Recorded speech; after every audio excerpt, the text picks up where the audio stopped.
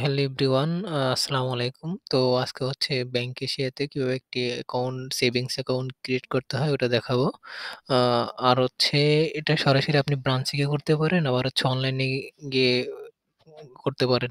তো কি লাগে ওটা নিয়ে আলোচনা করব। তো ১ম এ হচ্ছে ব্যাংক এশিয়াতে অ্যাকাউন্ট করতে হলে আপনার হচ্ছে এনআইডি কার্ড আপনার লাগবে। আর যদি এনআইডি কার্ড না থাকে তাহলে হচ্ছে জন্ম নিবন্ধনের কার্ড ওটা দিয়ে হবে। তো এনআইডি কার্ডের হচ্ছে ২ কপি ফটোকপি নিয়ে যাবেন সাথে।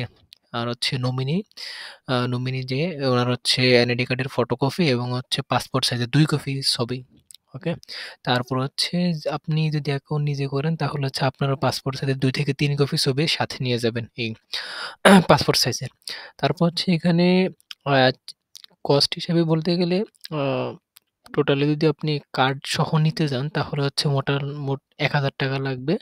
আর যদি কার্ড ছাড়া শুধু হচ্ছে আ চেক বই নিতে যান তাহলে হচ্ছে ৳৫০০। আর হচ্ছে যদি কার্ড করতে যান এই কার্ডটা করতে টোটালি হচ্ছে সময় যাবে ১ মাসের মতো।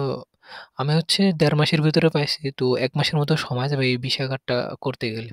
তো ব্যাংক এশিয়াতে সেভিংস অ্যাকাউন্ট করতে গেলে এই ইনফরমেশন গুলা লাগবে। একটা জিনিস মিসিং আছে এখানে। সেটা হচ্ছে ইউটিলিটি বিল।